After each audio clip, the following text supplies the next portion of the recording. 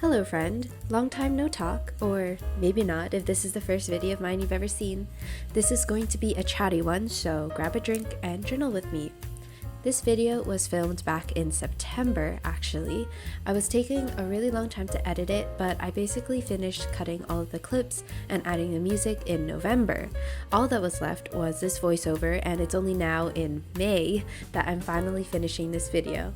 So the plan for this chatty video is that I'm going to talk about what I'm journaling, and then I'll give you some updates about me.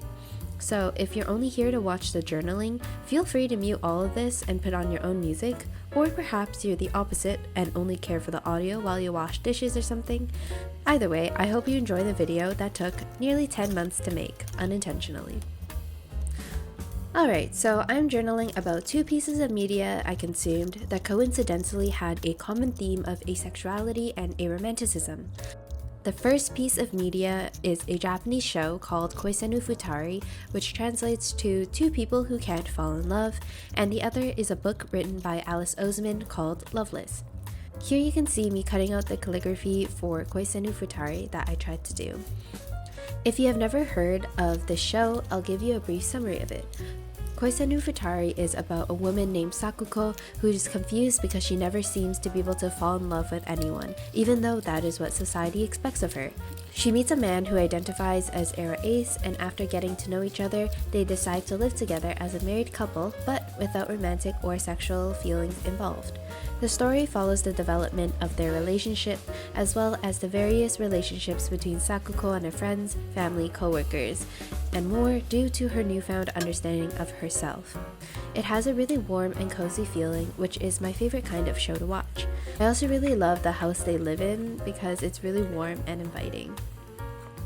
While Koisenu Futari is about an office worker in Japan, Loveless is about a university freshman in England. Two entirely different upbringings and settings, yet the main characters still struggle through society's expectations and figuring out their own identities. Loveless is about a girl named Georgia who is determined to fall in love in university. She loves reading and hearing about romance, but had never experienced it herself. The book goes through her discovering who she is and the different relationships she has with old friends, like her two best friends from before university, and her new friends, like her roommate and club members. It really puts you in the perspective of a person just starting university and trying to find a place to belong. Something I really loved about both of these was the importance of friendship.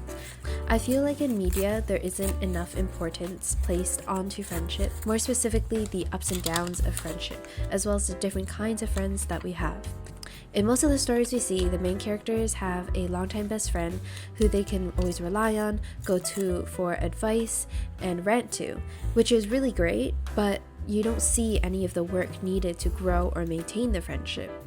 And if the best friend is of the opposite gender, there probably would also be some romantic drama between them, which is a different discussion and a personal pet peeve of mine.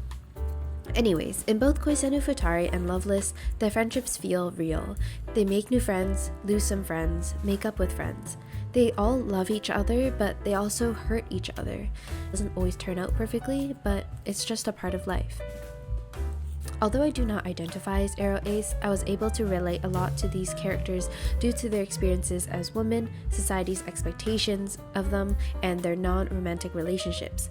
Whether or not you're on the Ace spectrum, I would recommend this show and book because they not only give you some insight on an underrepresented group of people, but are also just enjoyable stories.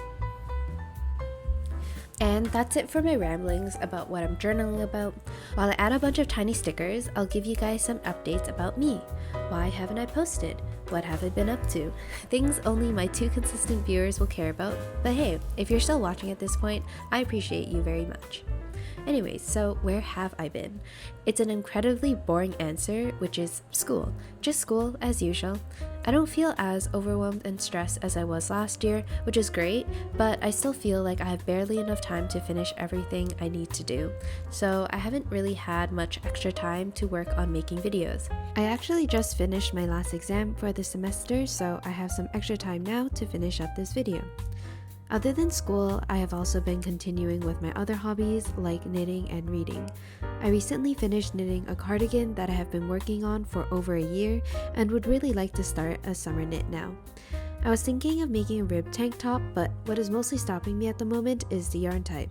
I want to make sure the yarn I choose is going to work well as a rib top and also be good for hot summer weather. As I just mentioned, I've also been reading a lot more. Recently, I just finished Little Women and Crooked Kingdom, which is the second book in the Six of Crows duology. I really loved both of these books, and especially the characters. I can't believe I never read the Six of Crows duology until now, since it is exactly what I love. This just proves to me that I should listen to recommendations from friends more, because I have yet to be disappointed by them. What I have been disappointed by is A Court of Thorn and Roses. I'm really sad about this because I think I would love the romanticy genre, but this book was just not for me. I'm still currently reading it. I'm a bit more than halfway through, so it's possible that it could get better, but I'm not so sure about that. I just can't take any of it seriously, and I have formed no attachment to the characters, the fantasy world, or the plot. Although I know that many have loved this series, I will not be reading any more books from it, but I will probably give romanticy another shot. Since I have been reading more, I haven't been watching as much anime, but I did watch some within the past couple months, so I can talk about those too. The least recent one was A Sign of Affection, which I absolutely adored. I read a decent amount of the manga before the anime was announced, and I feel like it was adapted really well. If you want a good quality, cute university romance, this one is perfect. Other than that, I also finally caught up to Demon Slayer, which was a ride, but a fun one. I am also in the middle of watching March Comes In Like a Lion, as well as the third season of Yuri Camp that is airing at the moment. For music, I have been obsessed with Goddess by Leve. If you know me, you know I am and have been obsessed with Leve for years, so of course I love this new release. It is a little different from her other stuff in the way that it's more mature and raw. The music video was also beautiful. And like everyone else, I have also been listening to Taylor Swift's new album, The Tortured Poets Department. I haven't listened to it enough to form a solid opinion on it, but overall, although some songs sound a bit similar, I enjoy the vibes of this era. And I just want to end off by saying thank you so much for all the love on my last video. It was incredibly unexpected and made me really happy to read the lovely comments. And now I'll leave you with some quotes that I really like from these two and some details of the journal spread. I hope you enjoyed the video and see you next time.